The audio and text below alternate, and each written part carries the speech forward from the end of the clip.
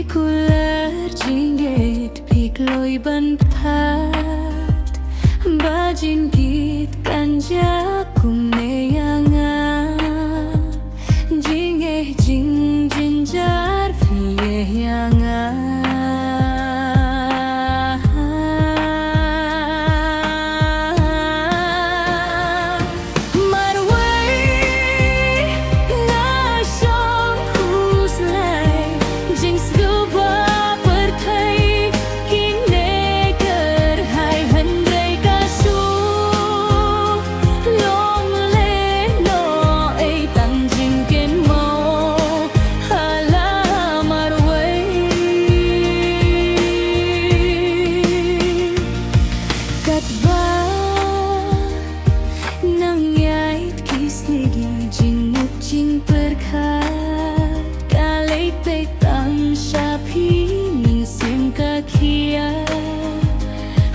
berkat kai kebalaja hajing dunia nga lasayeno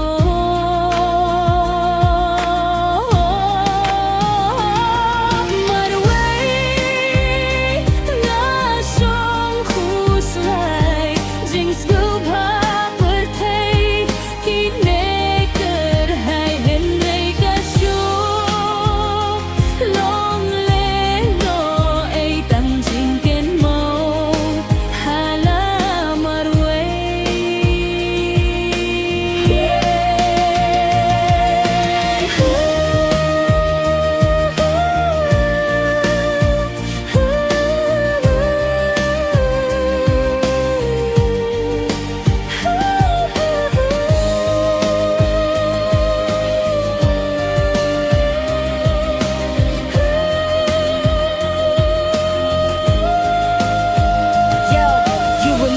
promises you made to me when you said that I was the only one you truly loved. But now all those promises have changed. You left me in the dark. You abandoned me suddenly in the hour I needed you most.